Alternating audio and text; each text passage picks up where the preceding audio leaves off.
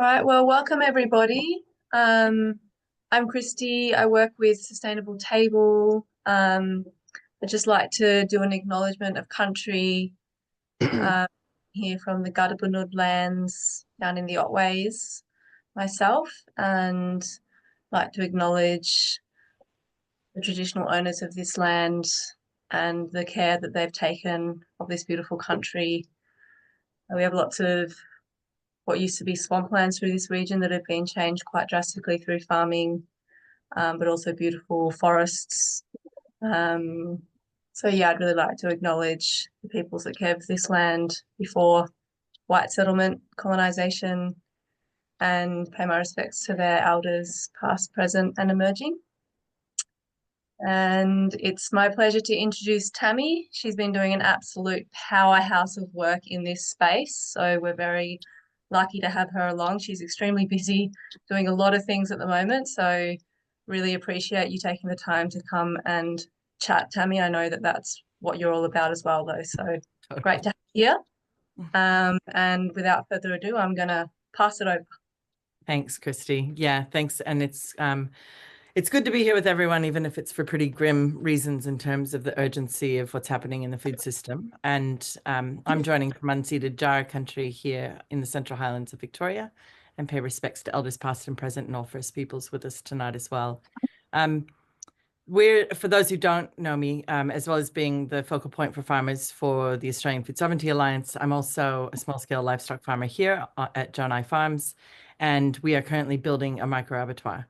So I do know the space pretty well, and I'm just going to see if I can make it so I don't have me as the main thing I'm looking at. So I can look. How do I do that, Christy?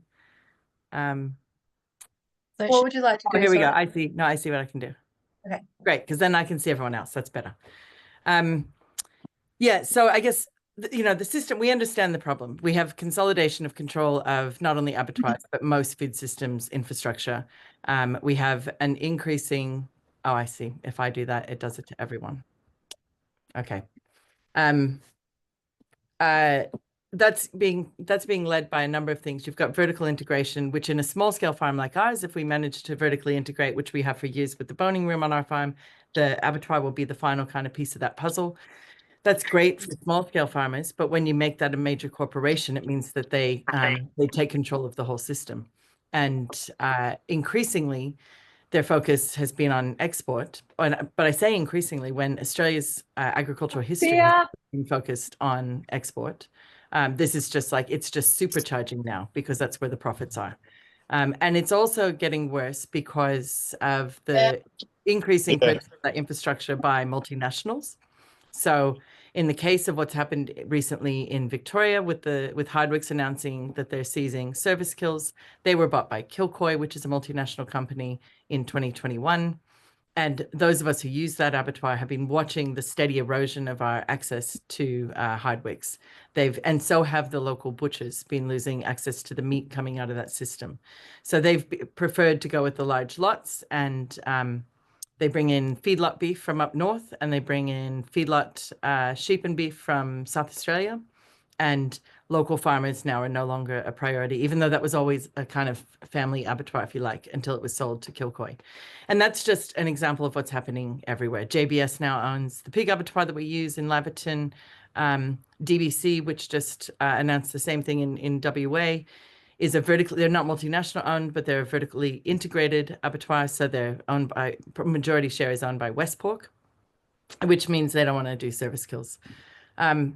I'm not going to rehearse that much further because I think people have heard this enough, and a lot of you have been in a lot of these sessions. So I don't think we need to just keep doing that. We know the problem, it's colonial capitalist food systems, and now we have to figure out what we're doing about it. And the food sovereignty movement has been working out what to do about it for a really long time. We've been submitting reforms to various state governments that we've proposed, which you would see in the e-petition that's running live right now. Actually, maybe Jody or Christy could share that link. The e-petition calls for a definition of micro abattoirs in the Meat Industry Act, and it calls for then an amendment to the planning scheme that would make micro abattoirs a Section 1 use in the agricultural zones, which means it wouldn't require a permit. Because one of the biggest hurdles to building micro abattoirs is community sentiment that somehow abattoirs are undesirable in their areas, even in kind of remote farming areas. And that's probably because of the, the reputation that big industrial abattoirs have given to the notion of abattoir. So not requiring a permit for the reason of the neighbors, but also because it's an overly burdensome process. We had to do that. And one of the things I'd like to say to people who followed our story and think, oh God, I don't want to go down that path, because it was 550 days between us submitting a development application and then being granted a permit, is that we did that not only because we had to, but because then that set a precedent. So right now, while that's still the rules that you have to have a permit, the precedent has been set that abattoirs are an appropriate use in the farming zone.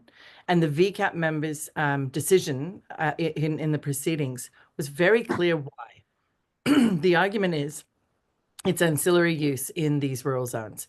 So if you're already a farm that farms livestock, you need to slaughter livestock to turn that into meat to sell to the eaters in your community. It's by definition ancillary and intrinsic to the nature of our work. So she made a very strong case for why even our butcher shop here on the farm is a step further removed from the farming activity than an abattoir would be. So why would abattoirs not be an even more obvious ancillary use than a butcher shop? So we're using all of that in all of our lobbying efforts to point that out to the government in each state. We're preparing our materials for the other ministers. They're not all as perhaps open, I suppose, as I think we are in Victoria, but I'll get to that. So in the case of DBC over in WA, when they announced that, we collectivized very quickly. Some of the farmers are not members of AFSA, but AFSA helped all the farmers because that's what we do. We submitted a letter to the board of DBC because it is an Australian company and we thought maybe we'd gain some traction there. And we submitted a letter to the minister in WA. The minister in WA said, it's a matter for the market, it'll sort it out, in spite of all evidence to the contrary. The board, on the other hand, actually had enough sympathy to give them until February. That's better than what we've had with Hardwicks. We did the same strategy with Hardwicks. The minister in this case said, okay, we'll meet with you. It's time to actually have a conversation about the reforms we've been proposing for 6 years to the Victorian Government, the exact ones that are in the e-petition and that were delivered in the inquiry into securing the Victorian food supply. Recommendation 27 of that actually picked up that recommended reform. So that was good timing for Victoria. So the strategy with Hardwicks, of course, didn't work at all because they're not, it's not an Australian-owned company anymore. And the decision had come out of headquarters in, which are actually in Queensland. And the local guys working in the Kyneton Abattoir didn't even know that it was going to happen so quickly. So they had laid off an entire afternoon shift of people and stopped the afternoon shift. They'd made a decision to stop service kills.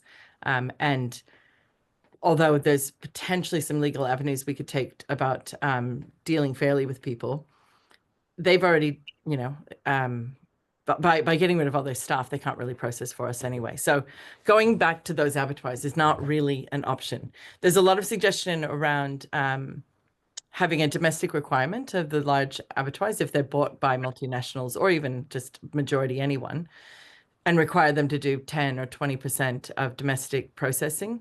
Even if you won that in some of these abattoirs, it's a very stopgap measure. And it means you're still dealing with those companies and you still have transport and welfare issues that a lot of us farmers are not that happy about.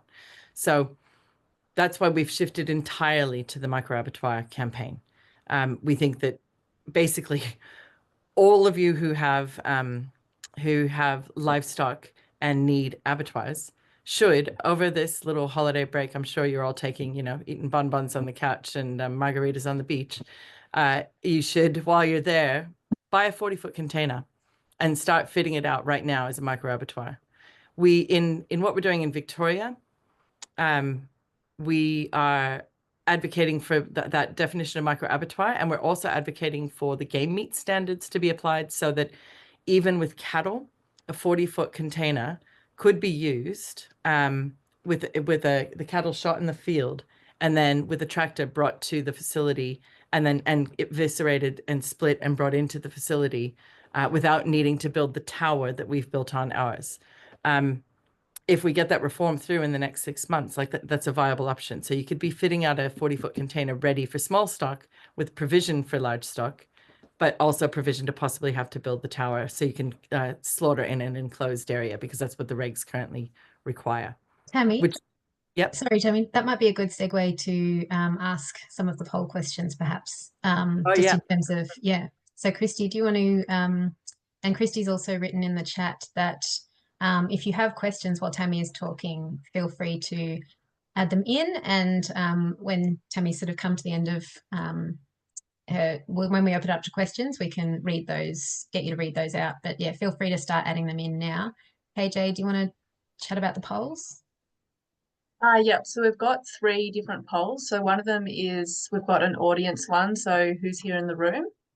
So if people just want to pop in your answers into those, that should have popped up on your screens.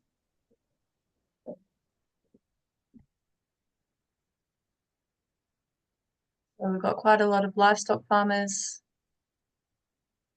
Yep. It didn't let me choose both livestock farmer and butcher. Sorry. Imperfect polls. And I wonder what the other, if you want to put in the chat what your other is, if, yeah, we'd love to hear. I couldn't quite figure it out for the poll, sorry. I might answer some of those questions while they're doing that too. So in terms of has EPA approved in-field kill, EPA wouldn't really have any jurisdiction over that. What they have jurisdiction over is, well, I mean, they sort of do. They have jurisdiction over how much organic waste is produced and retained on farm. And if it's then composted, if you want to sell any of that, you have to have a license with the EPA, no matter what the volume. But under 200 tons of organic waste can be produced and retained on farm without triggering EPA permissions. The other one about will this work in WA? Yes, absolutely, this will work in WA. We just, again, we're trying to identify exactly where the problems in the legislation are to make this,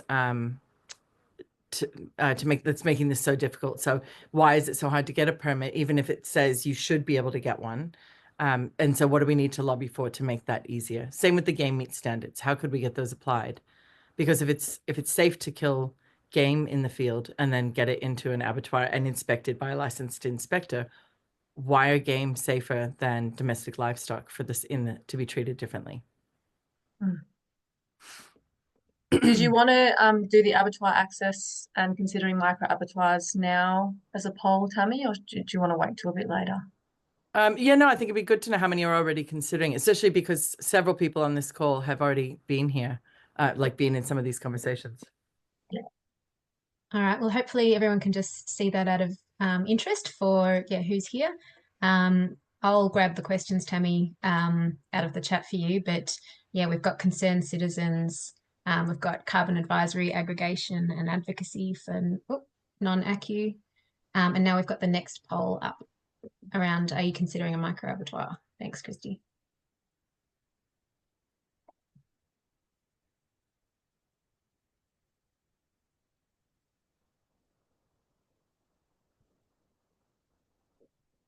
I don't want to skew the poll by saying that I'm building one.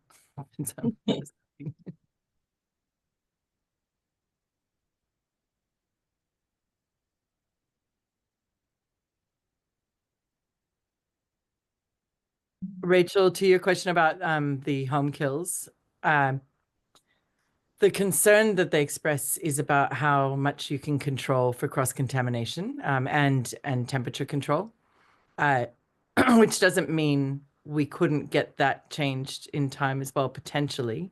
But you are also up against a big industry that doesn't want us to do that for reasons that aren't entirely clear to me, I'm not going to lie, because we're not a threat to them. But for example, the Australian Meat Industry Council has been advocating against what we're advocating for, because their board is constituted by the big industrial processors and retailers who, surprise, surprise, don't provide service kills. They only process for themselves. They're vertically integrated, huge processors. So they're saying that what we're trying to do is dangerous. Fortunately, the regulator in Victoria, PrimeSafe, is saying that's absolutely not true. Micro abattoirs can be just as safe as a big industrial abattoir. Of course, we would argue even safer, but we'll take just as safe. So we have an unlikely ally in our regulator, who are the ones who understand that food safety risk better than anyone. All right, there's the poll results. A third. That's Mm. good. Mm. We'll see what you think by the end of this. Chris, to answer your question in ours, I've already become a licensed inspector, and I have been inspecting at another micro abattoir that's a based one that's already established. So yes, and that is a bottleneck in the system. If people are starting to build micro abattoirs, you also need to get your community in doing their the meat inspector training. It's a Cert 4 in meat processing, meat safety. And in Victoria, there's only one RTO, as far as I know, that does it, which is TQMS. In Tassie, there are none. In New South Wales and Queensland, they still have RTOs. But as the abattoirs have become more vertically integrated and no service kills, the access to training has become also only available in the big facilities for the workers in those facilities. So we are losing the number of training options as well. But the people who are working in our abattoir, the other farmers, we've got 7 of them out of like 12 who are planning to go do their meat inspector training in the next few months. So, and then they can do their actual slaughter training in our abattoir. We might just do this last poll, which is around abattoir access.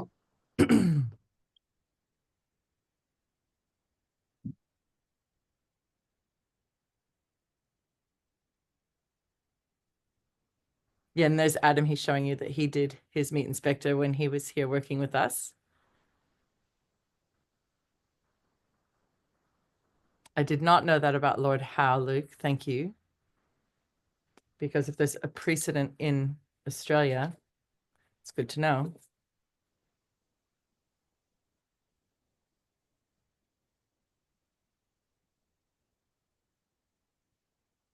Matthew, to answer the question of the definition of micro abattoir, we've been basing most of our lobbying efforts on what they've been doing in the UK, which is based on 1,000 livestock units. That's how they do, instead of DSE, they do LSU over there. So under 1,000 animals in a year is a micro abattoir. But we're also in the Victorian reforms, we've kind of been shifting because the EPA language is around tonnage of organic waste produced, because that's the thing they're actually kind of most worried about. And 200 tons, I can't remember the exact number of animals it does, but it's something like 800 LSU. So it's pretty close to the UK proposal. But if you can fit within existing environmental regulations, that's a better thing to advocate for, basically. And our permit allows us to do up to 126 tons, because that's what we negotiated with the council. And that lets us process, on average, 12 cattle, 30 pigs, and 48 sheep in a month, 1 day a week across the month.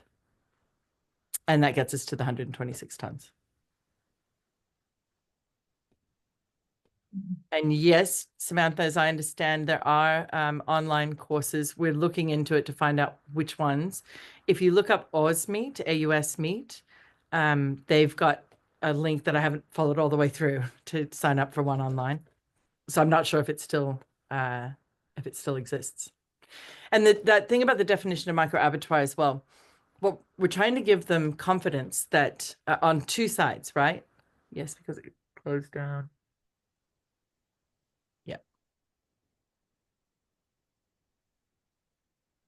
That's super interesting, Luke, because King Island had the same thing happen, but they don't let them kill on the island, as far as I understand. What was I just lost? Yeah.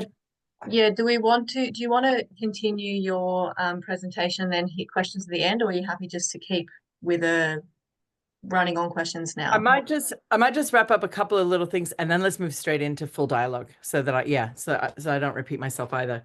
In terms of the campaign that AFSA is running in Victoria, as we've said several times, that's moving to a national campaign in January. It's just that this has come at a horrendous time for us to even run a campaign while we deal with, it's Christmas ham time here and everybody's in that final wrap-up mode. So we will have materials like e-petitions and paper petitions and media pressure and letters, like templates of letters to your local members, and guidance for meeting with the minister, and what reforms we're asking for will be in the petitions, obviously. So that will happen in January. And anybody who is able to provide us with insights into the barriers to the micro abattoir projects in your states, we would really welcome some insider knowledge rather than having to go find it when we don't know your legislation as well. And then the other part of the work that we're doing is so that people can go build a micro abattoir a lot faster than we did here at Jonai. We're providing the blueprints, like what our floor plans look like for these facilities, and the costings. And we now are, we're hoping to be licensed in April. So we're pretty close to understanding that our budget and actuals are coming out pretty much as we expected, which is great. Sort of 150 grand for this facility with Stuart providing all the labor. 50,000 of that was a solar system though. So blueprints for the actual builds. Our food safety plan will be made available. The governance model that we're following, which is something we should talk about tonight. A fundraising guide for how we've managed to raise all the funds with our community. And then some thinking around government grants as well, and what governments could do if you can get them to come to the party to support the whole movement for micro abattoirs. And like matched funding is the obvious one, right? We in Victoria had this just a year or two ago for, for food hubs. If you had collectives of farmers and eaters for food hubs, they could apply for matched funding of like up to 100,000. And if you got 100,000 and your community came up with 100,000, you'd have an abattoir in 3 to 6 months. So that match funding could really speed things up if we could get governments to provide it. Yeah, well, I think it's the thing about generosity, honestly, I think everyone here is like this too. This is normal people do want to share. Normal people want entire communities to thrive together. It's like corporations and a system of extraction that doesn't, but most of us are like that. And somebody asked me down at the event in Tasmania, how do we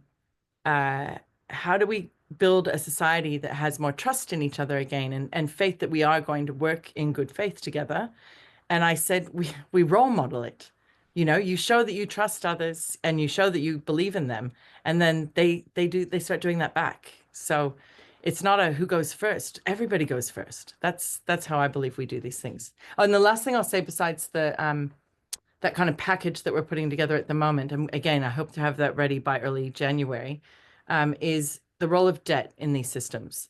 Debt, as everybody knows, kills everything. If you have to carry debt that is just extracting value from a system for whoever happened to have money when you needed money, that will break every system, I believe.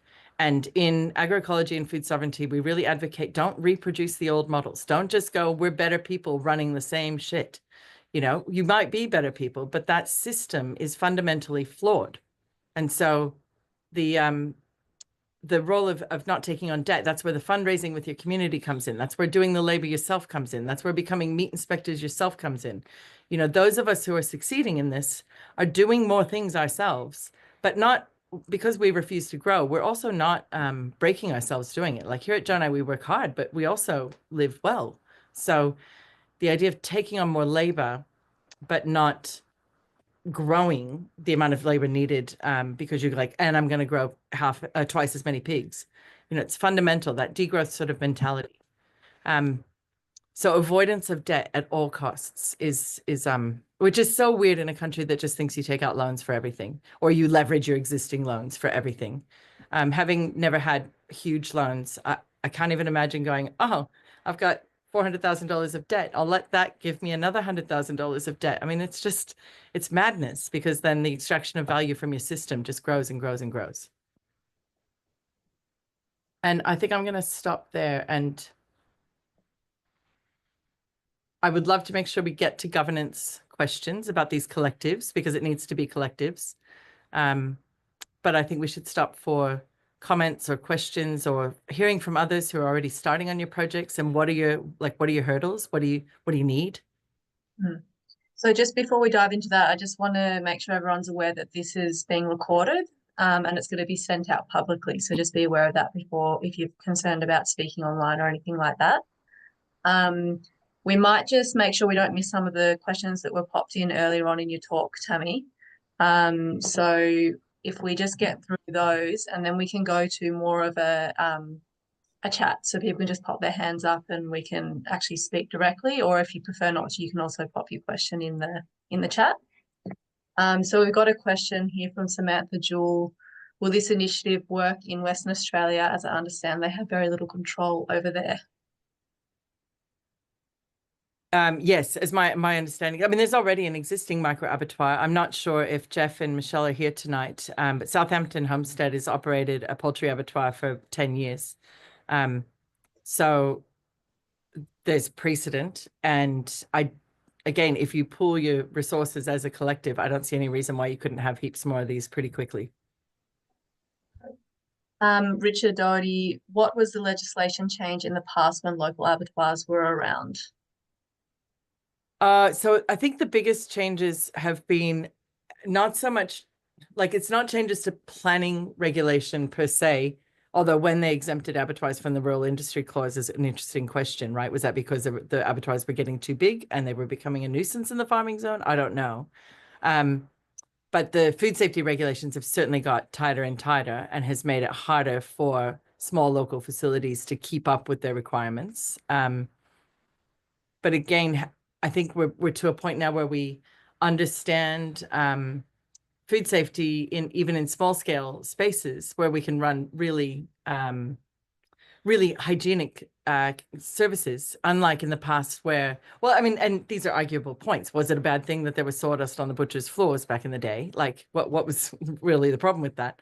But there are other practices that it's probably quite good that we left behind. And now having all non-porous materials and the ability to sanitize things before and after slaughter, these are good things to do, and they're not that hard or expensive as those of us running micro abattoirs are showing. Another question from Luke Tressai. Sorry if I pronounced that wrong. They got Lord Howe did on the argument that they had no abattoir access. Oh, sorry. Sorry, I was just going to, I copied that question there, but someone was asking where Luke's earlier comment was, and that was Lord Howe. So Tammi did talk to Luke before. Yeah. Yeah, so I think we've just got Kevin and David Woods with their hand up. Okay, great. And hand down, but go for it, Kevin, if you're there. Okay, good evening to all, and thank you very much for this. Tammi, we will be in touch in the future with you. We are about 40% of the way through of developing replacement constitutions for every state of this country. We've already put in provisions for the AFSA food plan, because I've already read it and I like it. We've already put in provisions to have community funding and farmer funding and trust funds put in, people's banks and you name it. So this type of structure will be coming in by 2025 with a referendum question to all Victorians and all New South Wales. All the states will get it at the same time.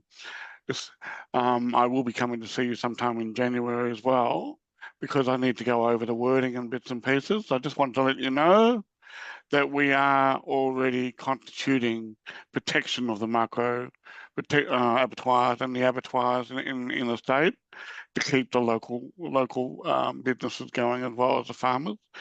And there's also a number of other level of governance that we're putting in place as well as lockdowns and bits and pieces. That's all I need to say.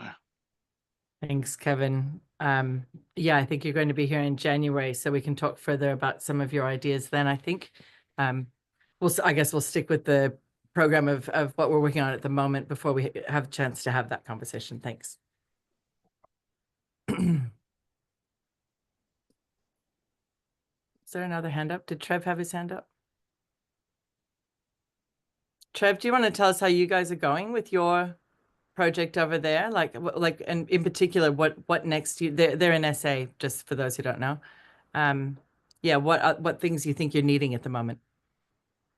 I guess we're sort of at that point now where we probably need to sort of come up with some plans and then a bit of an estimate of what it's going to cost to build, so we can sort of work out what we're going to do in terms of the funding for it, and how much space it's actually going to take up. As I'm sitting here looking out the window at where it potentially would be. So that's kind of where we're at, and just working out, well, do we sort of talk to council and sort of find out things from their perspective before we really present anything to them, or do we just come up with something and go from there? Can you remind me whether I know you and Liz looked into it. Is there provision for vehicle-based abattoirs in SA? I can't remember the answer to that. Well, that's a bit of a tricky one. It depends who you talk to in PIRSA. So our meat hygiene inspector for our boning room, and he's the longest serving inspector in the department.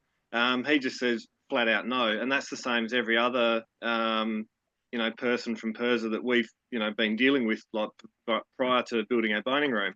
But Liz spoke to someone else in there, and another person that we were sort of working with on this spoke to someone else, and they said, "Oh, well, I think there is provision for it, but so we're still to get to the bottom of whether there is or isn't." I mean, grey areas can be helpful. Liz is on the call, I believe, if she's able to comment to that. Maybe Liz? Yeah, so the guy at PIRSA was the food safety manager, and he was the one that other colleagues spoke to. And yeah, he had said that there was no legislative barriers in SA to micro or mobile abattoir. So that was what he thought. His comment was, it's just expense. That's what he thinks is the chief barrier. Otherwise, from his perspective, there was none. And I've started to make some inroads into council as well. But that's a whole other thing. But yeah, from a state government perspective, they're saying it's a green light. But like Trev said, there are mixed messages there. So lots of grey. Yeah. Yep. Okay. Well, I think then in terms of the other things you were saying, Trev, like we're hopefully very soon going to have those materials ready, like the actual not construction detail plans, because none of us have them. We just build them, so but floor plans and the budget and actuals I can already share now. It's not complete because we haven't bought everything, but I can share it. And the we've got the food safety plans, and then now I've got the emerging governance model for the collective as well. So all of those things, I think. Oh, and then the fundraising guide is something I need to write up. And I think every community is going to be a little bit different about how they're going to raise those funds. And some will have farmers with a bit to kick in and some won't. And some will have, a robust enough kind of restaurant community, if you like, where the chefs are happy to help raise some of that money, like that epic raffle that we ran that you donated a hide to. So that's... those are the kind of mixed models, and you have to go on how your community functions to pick which bits of it are going to be good. Even more recent members of our meat collective have decided they'd like to put in some funds. They know that Stuart and I've put in an enormous amount of our own funds and our labor, and they'd like to do that too. And everyone has the understanding that it's not for a return other than you get an abattoir. So same as us, the return is you get an abattoir, because what do you need? You need an abattoir. So having people get extra value out of the system on top of the fact that we all get an abattoir is what we're afraid would break it. So those, all the things you just said you really need, I'm like this close to having ready to package up and send out. Cool. I'm more inclined towards a fixed build rather than a mobile type scenario, just so that we can build it with the right amount of room around everything, because that's one thing we love about the space in our boning room. If it was a shipping container, it would just be that much narrower, and you know what that space is like to work in, where being able to move freely and have it sort of built how you want it so it works is something that I kind of like. As for getting other farmers to pitch in funding wise, we're sort of not really at a scale where we'd be able to service that many other producers. So I feel funny about, asking people to donate to it or, put funding up for it when they're not going to really, potentially not going to receive any benefit from it. Yes. Yeah, I think probably the population that are willing and interested in donating are like the eater population, as opposed to the other farmer population who won't have access to the abattoir because they're all in the same straits. So yeah, we didn't have, farmers who weren't going to use the thing are not the ones who were able to help us with the fundraising, except your generous donation. So asking, I think what people are saying to us, they want this for everyone. They want us to have control of the system back. They want control of the system back. And even if this abattoir isn't one that their farmers will be using, they want to see this happen. And so people are jumping on board because of they know this is how we're going to transform the system to one that's fair and equitable. And doesn't mean they put in $10,000 unless they actually have a ton of money, I suppose. But they might put in the $100 donation because that's like all of us do for charitable things that we just want to see happen, even though we will have no direct benefit from them. So I think that's how you kind of think about that fundraising. Can I just add in there too? I think Trev and I have talked about Trev's talked about the idea of replicating it too. So it's kind of that role modelling too. So if people are coming on board and seeing something that can then be replicated across our region, then they're in it for that investment really too, to see, like you said, Tammi. Yeah, and Samantha's made the point about buildings requiring council planning. It depends in the various agricultural zones, you might not need planning approvals if it's still quite small, but a different layout, to your point, Trev, to not have to be in a narrow shipping container. But you would need building approval if you build a structure, whereas with a shipping container, you don't necessarily. It depends on kind of the modifications. And in Victoria, if it's a shipping container that you don't cut a big wall out of, which why would you? It can come under the vehicle-based abattoir legislation, which is why lots of us are choosing that pathway, because it doesn't require planning or building to have a vehicle-based abattoir. But it's also why we're trying to get the definition changed so that micro abattoirs also don't require planning. But if you build it, you're going to end up needing a building permit, sure. We've just got a few questions in the chat box, so I'll read them out to you, Tammi, so you don't have to scroll through. We've got one from Emma Kate. What support does AFSA need with farmer outreach in various regions? E.g., can FCF send out resources, surveys to our farmer networks and other advocacy orgs? Yeah, I mean, the best solidarity is constantly sharing the work that we're doing. We're just hell for leather preparing materials for governments and farmers. And so making sure there are no farmers in the back corner somewhere that haven't heard about this work. Every bit of promotion to make sure they know that the work is being done and that they can join it and benefit from the efforts, I think is probably true. And Ben, I see, has put in our e-petition. Yeah, so make sure if anyone didn't catch that Ben's popped a e-petition in the chat there that you can click through to. And then we had a question from Rachel Brown, how many in a typical collective? So, I mean, they're a brand new thing, right? So some of the ones that have already emerged in Victoria are not actually collectives. They're farms that needed it for their own purposes and have built them for their own purposes. I think we're the first of this new movement of them to establish as a collective, even though Southampton in WA are now actually running as a collective. So it's kind of up to the community how many animals you need to process and how many of you should come together to do that, and how big the facility is going to be. But I would say, as you know, in a principle of CSA, community supported agriculture, is that the global movement for CSA believes that any more than 100 members is too many because you can't maintain good relations with more than 100 people that you feed. So if we try to think, well, what is that in a facility like this? Because we're building our collective abattoir very much with a philosophy of being in relations with the other farmers, and our interactions are more relational than transactional. We're not just a fee for service. We want to actually be in close relations with the farmers that we work with in the abattoir. So for us, we think that's kind of 12 to 15 farmers. Feels about right. And I think if you did that number of people, you can have a really tight-knit community, and you could build these things every sort of 30 to 60 kilometers for every next 12 to 15 farmers. But others, I mean, up at Barham, they're a collective, of course, and their intention is to be bigger, and they are down. I mean, it's not big, by the way, it's still very small, but it's definitely more in a kind of fee for service model where not everyone's going to have a strong relation to the governance of the abattoir, even though any of them can sit on the board, or be elected to sit on the board. So I think they'd be able to service something like 40, 50 farms probably once they're fully operational.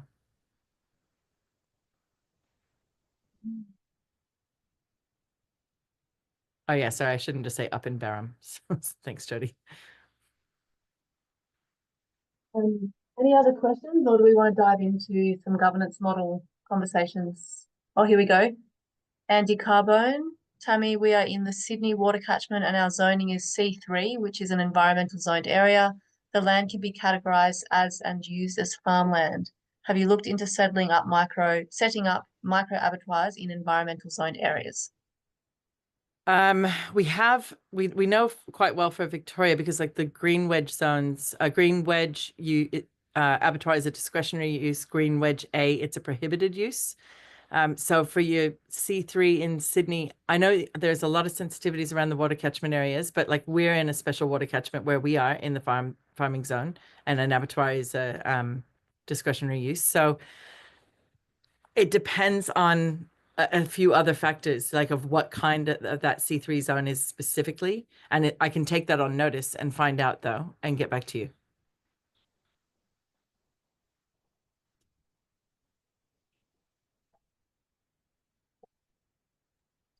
Yeah, I think we're all caught up with the questions.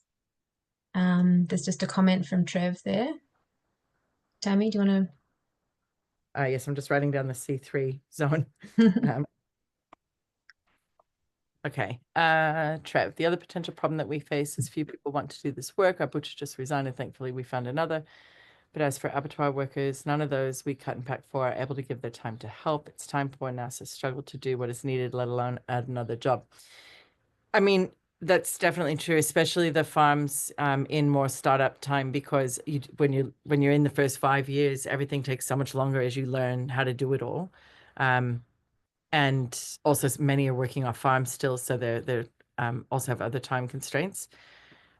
I think the only answer I can say to that is, again, we just, like you do at your place, Trev, we role model it. You know, I became a butcher, I'm becoming a slaughter person, I became a meat inspector, and now 7 others in our collective are signing up for meat inspector training. So, and they're busy people. So it's not a totally satisfactory example. What do we do to help busy people be able to do everything and do more? But it is kind of how we do it. And we've built the community, so it's more hands, less work, obviously. And the idea of having more meat inspectors is also because I still am going to continue doing advocacy probably till I die. And I don't want to be tied to a slaughter day a week without the ability to go somewhere else and advocate for others' ability to do these things.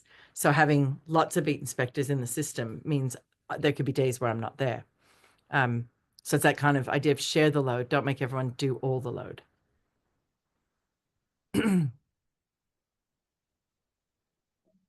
Does it add enough to your bottom line to warrant it? You know what's super interesting? I'll share this too when we share the whole package. The P&L estimates right now on the on our abattoir, because it's not carrying debt and because it's not extracting any like rent from the system, the kill fees are going to be actually the same as they are in the industrial abattoirs that have the economies of scale.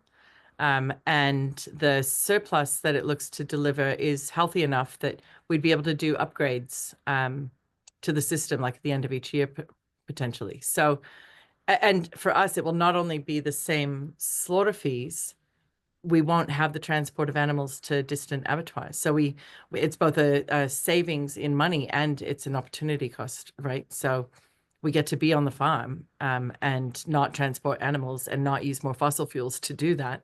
So it is a genuine savings to us.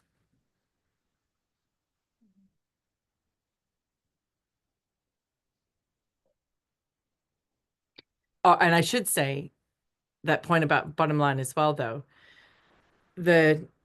It's going to add to the farmers' bottom lines.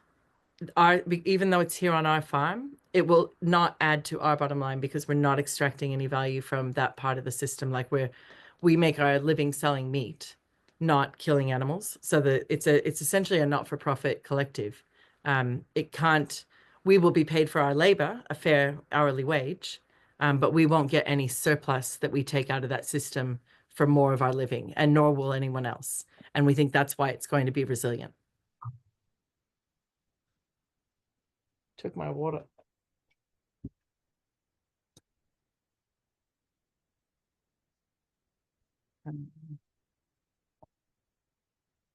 Yeah, exactly. I'm not sure trying to understand Richard's question, regionality. Oh, you mean like the local council? Is that your question, Richard?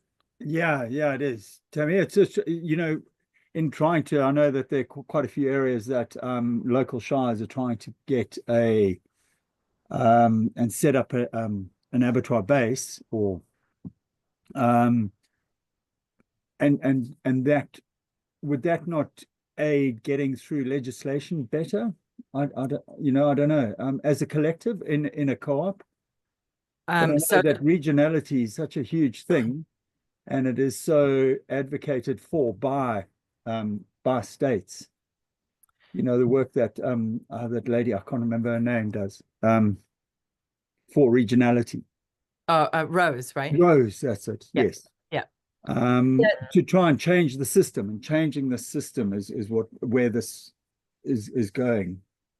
Yes. So in terms of local governments being more involved in these projects, one of the chapters of my PhD called The Intrinsic Infrastructure of Agroecology, Collectivizing to Deal with the Problem of the State, actually outlines our failure to engage our council in meaningful building a facility of any sort, and details not so much why that's why that happened, because it's complicated, but the problem of the state will emerge no matter what. The problem states at all levels have a lot of complexity and slowness in the machinery of government, and then add personalities and bad intentions sometimes, and it's not easy, right? So my findings are that it doesn't really matter what the problem of the state is, but the solution is always to collectivize, to interface with the state as a collective, which is what AFSA has been doing for 14 years now. And that's why we have good traction with our minister in Victoria, because that we have done this work with them, and they administer the legislation that's in question, really, or except for local planning, but they determine the planning. So we work with the state rather than the local government.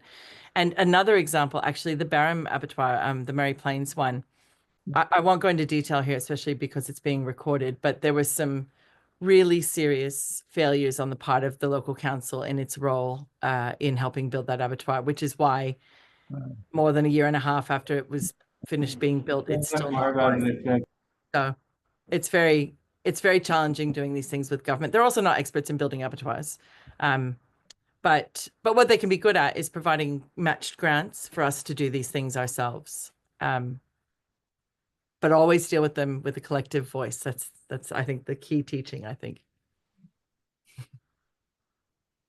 Got a hand up, Dominique. Oh, sorry. For some reason we can't hear Christy, but I think she's saying Dominique has her hand up. Yeah, thank you. Hey Tammi, I've got a slightly different concept in mind, but I'm just wondering if there's any complications with it.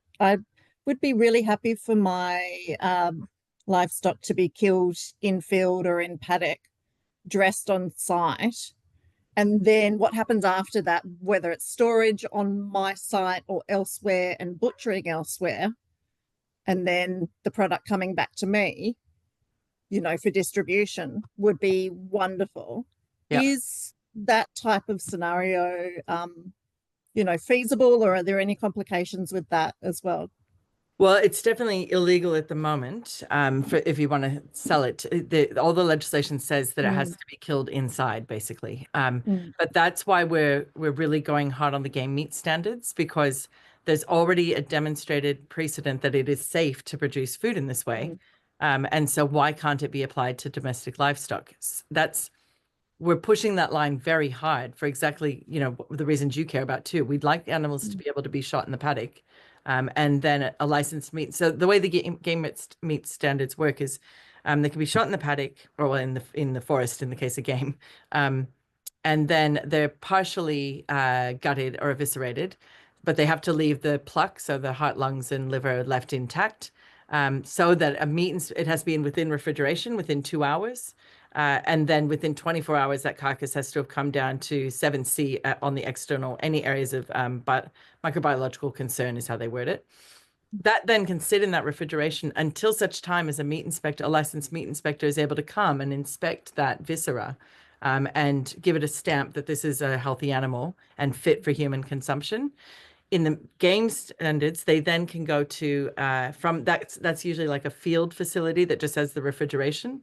Then they go to the game meat processing facility, and that's where you have to leave skin on, like sheep and cattle. So at that point, they get skunned in a hygienic environment, if you like, and they go into a further chiller and then on to further processing in any whatever licensed facility. So we see that as a good model for how we could have that mobile butcher option, and it be completely safe to have these animals in the paddock and then get them into facilities in a timely fashion and in a hygienic fashion. And it already exists. Like that's exactly how game is treated. Yeah.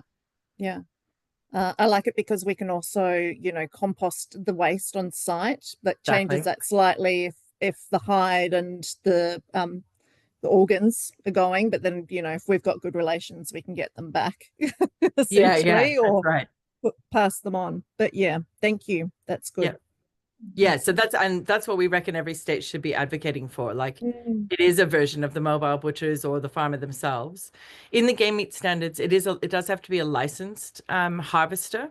So if they want to, I guess for animal welfare reasons in particular, you'd want to make sure that people know how to dispatch of an animal humanely.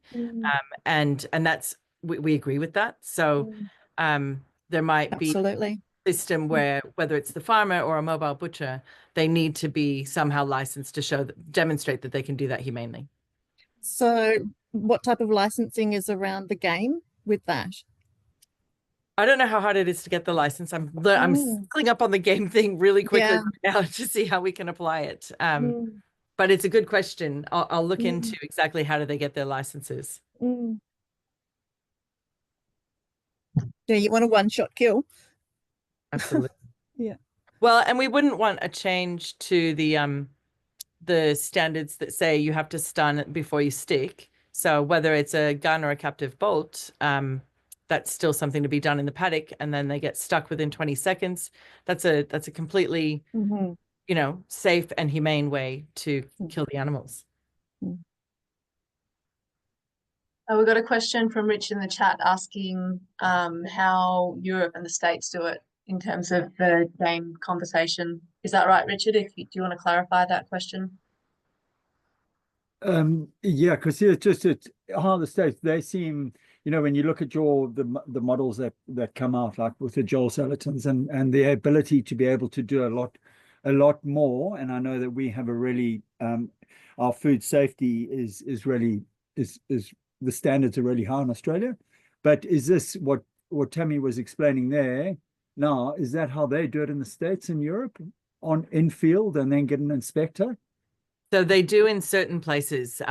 For bison, that's actually bison and buffalo. That's normal in the US because they don't travel well. It's really inhumane to put them on a trailer if you can get them on, because they weren't domesticated. So they do field dressing for bison and buffalo already. There's also in Canada, there's parts of Canada where you can kill in the field. And in Wyoming, there's actually something called the Food Freedom Act, the Wyoming Food Freedom Act.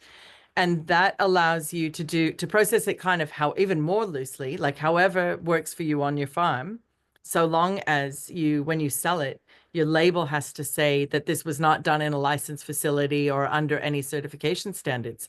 So you just have to alert the people you're selling it to that this is how it was processed. I mean, that's pretty wild, and that's America. So I don't know that we're going to get there, but and liability insurance. The point with these problems too, like the export problem is really significant, because not only does it mean we're losing access to the facilities that are increasingly focused on export, they have so much influence on the politicians, and they advocate against what we do, claiming that it's unsafe and that it will destroy the reputation for export. That's a line that they ride all the time. So we want to get like statements from PrimeSafe and other regulators that that's not true, that they have faith in the small scale systems to be hygienic and very safe food.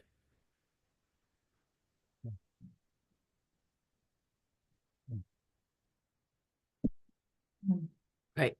Adam showed the game meat harvesting there. Rachel, it's a good point about meat inspectors, and hence in the communities we need to become them rather than have an industry of more middle people who just charge farmers a fortune to turn up. I'm pretty sure the one they were using at the abattoir I was working when I wasn't there to do inspection for them, the others were charging $55 an hour, which is a lot. It's not exorbitant, but it adds up. You add that $55 wage to a facility that only functions for 6 hours, but needs to go 2 days a week. It's a huge amount of your wage there. So hence the community should be skilling up. And what we're doing in ours, so I guess on the governance piece, farmers who work in the system, whether as meat inspectors or as slaughter people or further processing, can choose to do that in exchange, like a mutual aid kind of exchange for their slaughter fees. So rather than drawing a wage, they have a reduction in their slaughter fees or an elimination of it if they end up working the facility a lot. So we're trying to, as much as possible, to your question, Trev, about who's going to do all this, hopefully all of us, but not all of us all the time. And then I didn't realise that Panda tested. And sorry, Graham, I saw Graham's comment. When I was working in the meat industry, we typically estimated a third for farmers, a third for middle labs, wholesale, and a third to retail for beef. Like, that sucks. For farmers to only get a third, and those big abattoirs, I know because I've worked in them to get my meat inspector license. You know, the amount of time you touch a particular carcass, it's so fast. So to say that they can extract another third of value out of that part of the system, it's crazy. Got a question from Laura. Do you have any sense of the appetite for the food access argument if abattoirs lock out small to medium farmers that effectively choke small food businesses in regional and urban centres, etc.? Yeah, they're actually they hadn't even thought about if you lose your small scale farmers, you lose your high street butchers, your restaurants can't have local meat on their menus. The farmers markets lose all the livestock, which are actually the biggest draw cards to most farmers markets, so the local meat. So once we presented that to them, they got very interested very quickly in the broader economic impact. And so we're making sure to share that information widely, that it's not just the farmers. There's a much broader economic impact of all of this. And also trying not to just say, we've been telling you for years, please don't let them just export all the food, because eventually what will we eat? And now here we are. It's happening. I'm having land use conflict. I'm just going to close the door.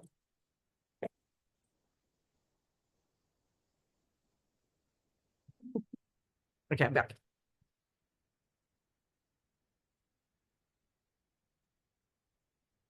I think we're up to date. Tammi, on the questions in the chat. Does anyone else want to put their hand up if you have another question for Tammi?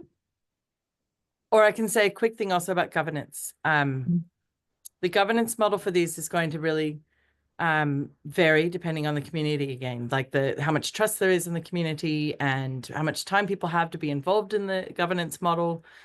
But what we're doing at Jonai, because it's, you know, it's on par with how we do everything, is we are in fact handing over the governance of the facility to the collective.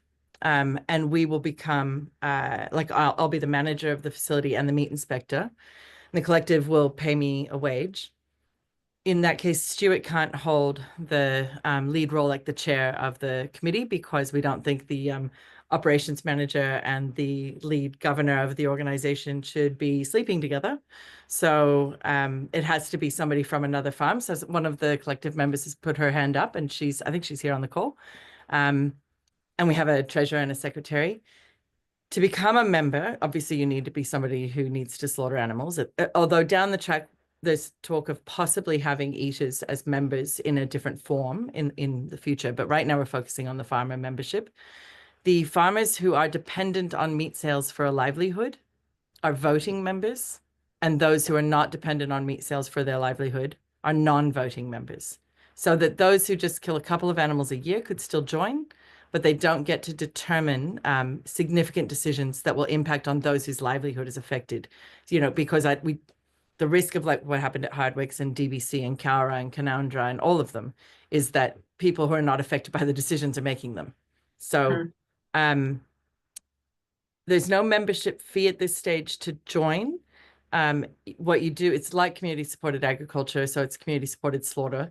You pay 10% of your slaughter fee up front so that we have that sort of startup money as we get going. And then you pay 90% across your slaughter fees for the year. And that's done on projections of slaughter fees, which is then reconciled at the end of the year with actuals. And you either need to pay some more of what you used, or you have a credit towards the next year. I think those are the key points of our governance model. And we'll have an AGM every year where we revisit the P&L and we decide, you know, we make tweaks together. Where did we spend too much? Where could we spend more? Was the labor paid fairly? Did anyone in the system feel exploited? What do we need to change? And if we've delivered the surplus that we're hoping to, do we want to do an upgrade in something, or do we want to put that back into the nest egg for a disaster or next year's upgrade? But none of that surplus would ever come out of the system. It would always stay with the facility.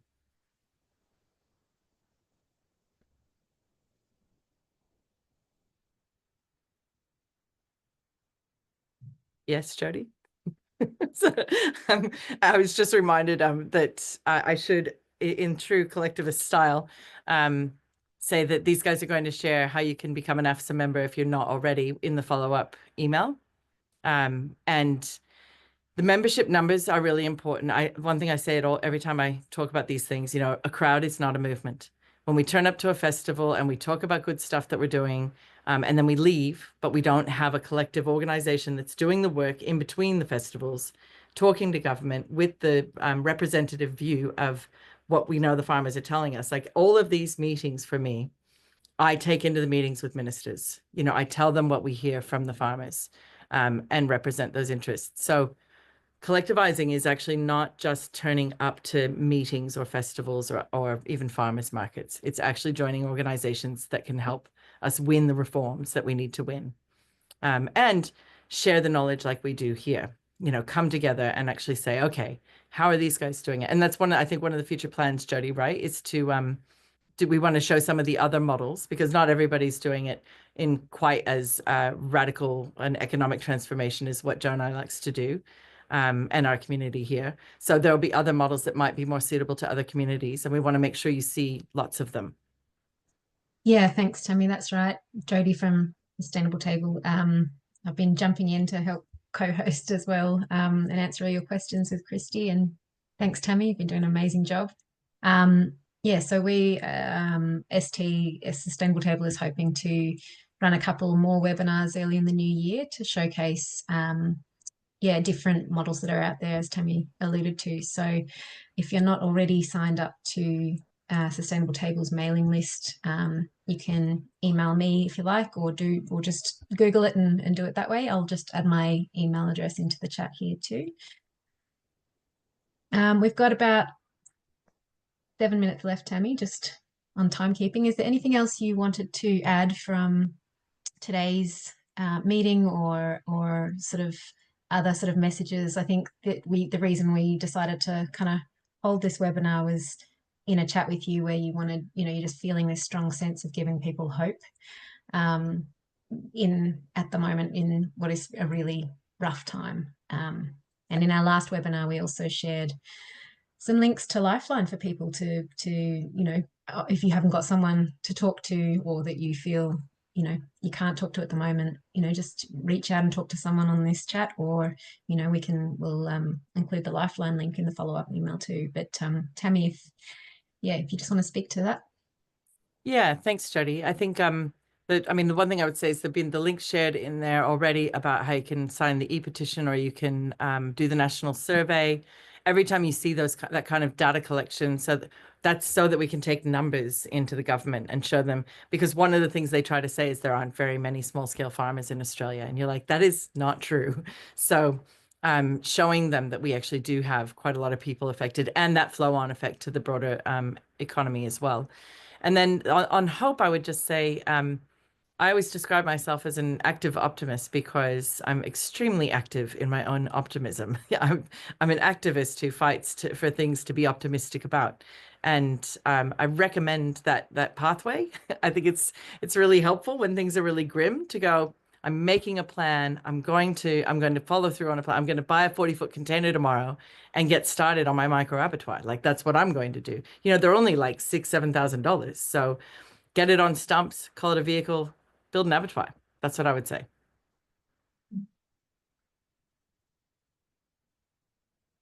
And also, if you do also need to talk to us at AFSA about more of those hurdles, like we need this, you know, and what we're providing isn't enough, then let us know and we'll figure out how to get the other materials that you need out there.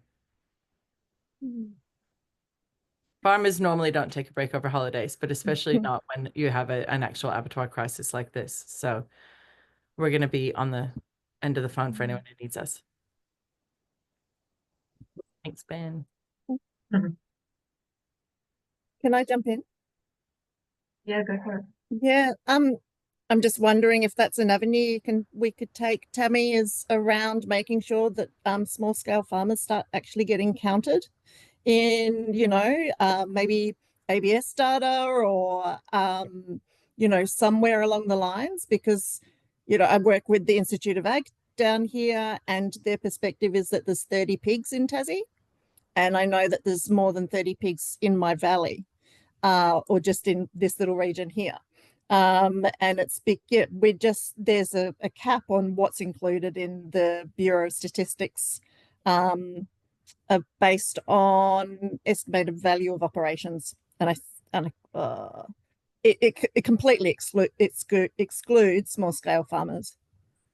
You're totally right, Dominique, actually. And that's something I talk about a lot with the guys in AgVic, because when the ones who actually want to see us flourish are dealing with the ones who don't, the argument is always, how many of them are there anyway? And there's no data really to show them how many of us there are. A flip side of that, of course, is making yourself more legible to the state is not always a desirable thing to do.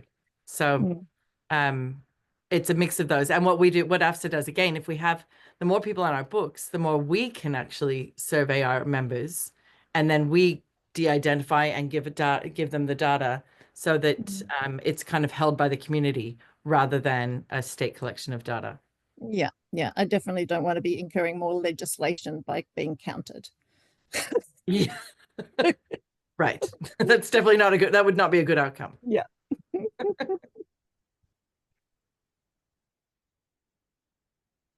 Thanks, Luke. Yes, Luke, if you drop me an email, actually, I'd love to have a chat in the next few days. Thanks, Susan. I was not joking. When's the right time to build an abattoir? Right now. I think we should do something really uncommon though and knock off early, hey? 43. Why don't we take those 2 precious minutes and actually go have a knockoff drink? Thanks. Sounds like a good idea. We're seeing lots of nods and thumbs up. Right. And thanks, Jody and Christy, for the collaboration with Sustainable Table. It's been great to have all of us together working on this. Yeah, it's awesome. Yeah, thank you so much, Tammi. That was really generous of you to fit that in, and I'm sure everyone's got a million different things on at the moment, and so thanks everyone for joining as well. And yeah, good luck, stay safe. Thank you again, Tammi. Thank you. Thanks.